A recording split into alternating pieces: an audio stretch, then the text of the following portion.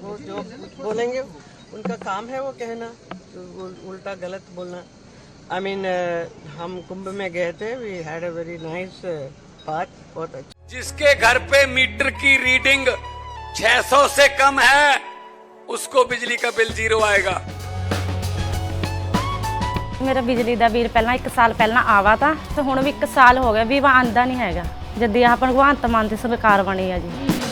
ਮੁੰਡਾ ਸਾਨੂੰ ਛੋਟਾ ਕਹਿੰਦਾ ਪਿਛਲੀ ਵਾਰੀ ਬਿੱਲ ਕਿੰਨਾ ਆਇਆ था माँ 3500 रुपया, कहना ऐसी 0 आया। माँ पे ऐसा मुख्यमंत्री पूरे इंडिया में बनना चाहिए।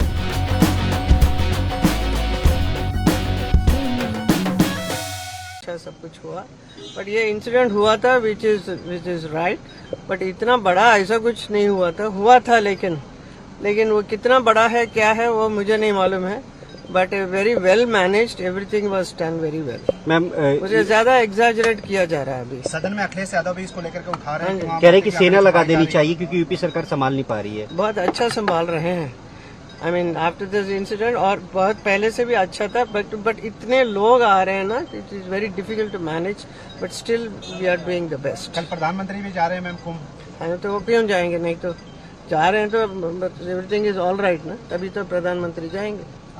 ओके, जनता भी बहुत सारे लोग जा रहे हैं। हेमा मालिनी के इस बयान पर कांग्रेस की प्रवक्ता सुप्रिया श्रीनेत ने सोशल मीडिया प्लेटफॉर्म एक्स पर लिखा, हेमा मालिनी जी, इस देश के आम लोगों का कुचल के मर जाना आपके लिए कोई बड़ी बात नहीं है, शर्म कीजिए।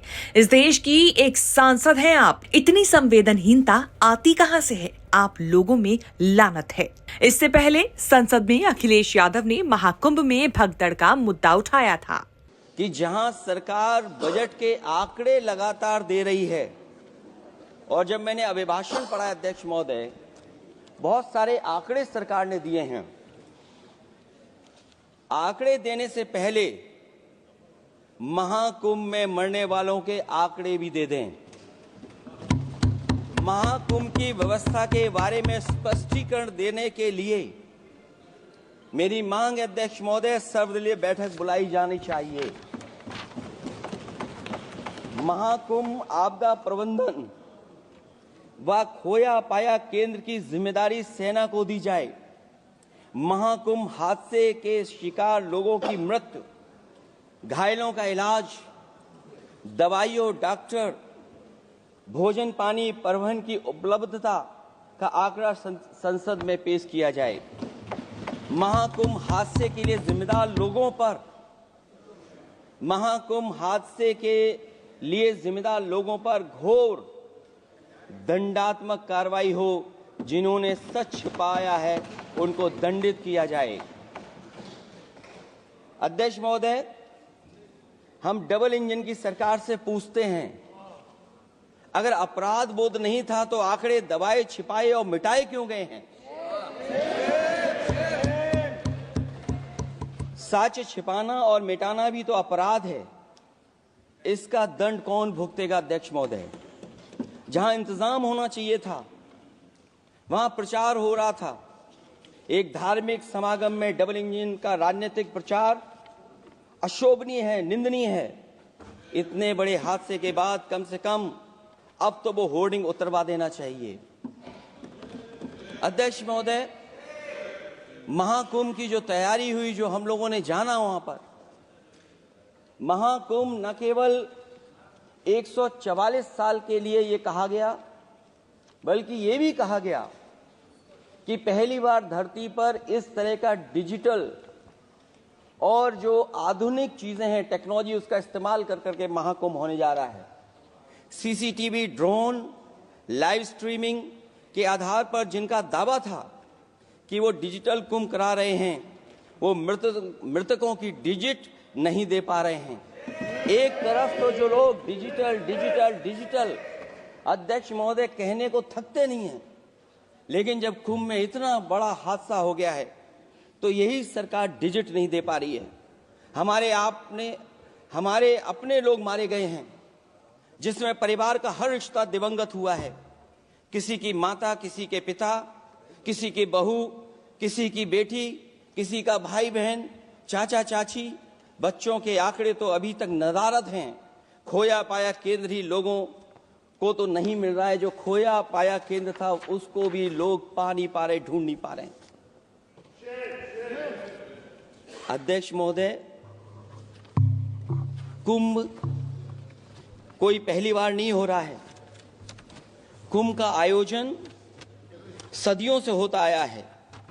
हमारे पौराणिक और हमारे इतिहास के दस्तावेज ये बताते हैं कि समय समय पे जो भी सरकारें रही होंगी, जिसका भी राज रहा होगा अध्यक्ष महोदय, उसने महाकुंभ या इस तरह के कुंभ का आयोजन किया है।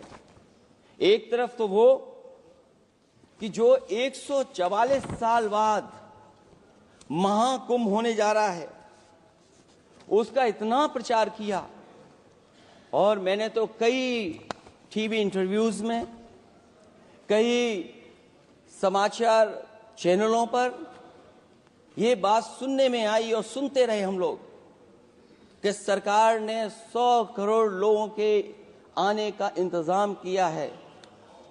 और अगर 100 करोड़, अध्यक्ष महोदय, अगर ये बात गलत है तो मैं रिजाइन आपको देना चाहता हूं। अगर अध्यक्ष महोदय, ये माननीय सदस्य लोग अगर ये नहीं सुन पा रहे हैं तो मैं इनको एक एक को, आप नहीं गए स्नान करने, आप स्नान करने नहीं गए, इसीलिए इस तरह की भाषा का इस्तेमाल कर रहे हैं। अध्यक्ष महोदय, ये कहा गया कि 144 वर्ष के बाद ये हो रहा है। जहां तक मेरी समझ और जानकारी कहती है, जो एस्ट्रोनॉमी और एस्ट्रो चीजों को समझते होंगे वो ये स्वीकार करते होंगे जो भी कुंभ होता होगा वो 144 वर्ष के बाद ही होता होगा। लेकिन ये कहा गया कि नक्षत्र ऐसे हैं, तो मैं अध्यक्ष महोदय सरकार से कहना चाहता हूं कि सतयुग से लेकर के कलयुग तक ये सनातन परंपरा रही है कि संत महात्मा साधु समाज मुहूर्त के हिसाब से शाही स्नान करते हैं। उसमें नक्षत्रों के हिसाब से जो सहयोग बनता है वही शाही स्नान का मुहूर्त होता है। लेकिन भाजपा के राज में ये सनातन परंपरा टूट गई। पहले सरकार ने संत समाज को शाही स्नान रद्द करने का आदेश दिया, जिससे अनादिकाल की सनातन परंपरा टूटी। और फिर जब देश भर ने ये बात उठी, देश भर में ये बात उठी, तो उन्होंने हादसे को छिपाकर फिर से आदेश दिया कि अखाड़े शाही स्नान करने जाएं।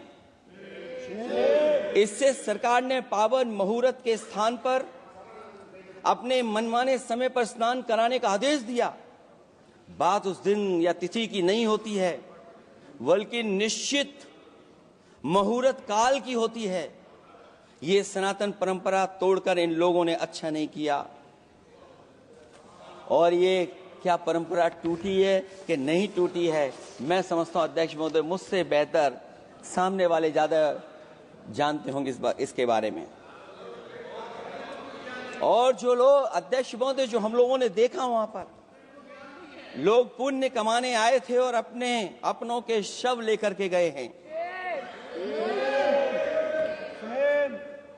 चमत्कारी करिश्मा तो ये हुआ है, श्रद्धालुओं के शव मिल गए थे, पर सरकार स्नान करने वाले मरने वालों की बात स्वीकार नहीं कर रही थी। और इससे ऊपर ये बात जो वहां पर और हुई, अध्यक्ष महोदय, जब ये जानकारी हो गई कि कुछ लोगों की जान चली गई, लाशें हैं जो मोर्चरी में पड़ी हैं, अस्पताल में पड़ी हैं, उसके बाद सोचिए सरकार क्या कर रही है।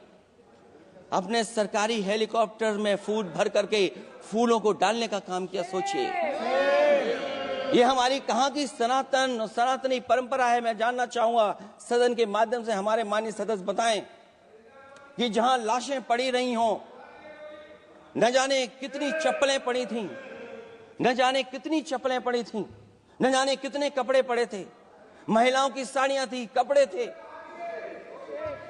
लेकिन उनको कैसे उठाया गया? उन सबको उठाया गया जेसीबी मशीन से, ट्रैक्टर की ट्रॉली से। उनसे उठा करके कहां फेंका कोई नहीं जानता, लेकिन जब उनको लगा कि वहां से बदबू आ रही है तो यही सरकार के लोग छिपाने लगे हैं। यही आपका महाकुंभ का आयोजन था। और हर बात को छिपाने के लिए न केवल ये लोग मीडिया का सहारा ले रहे हैं, मीडिया का सहारा लेते लेते सुनने में आया है कुछ दबाव और कुछ स्वीटनर भी दिए जा रहे हैं जिससे उनकी खबरें। ब्यूरो रिपोर्ट, न्यूज़ तक।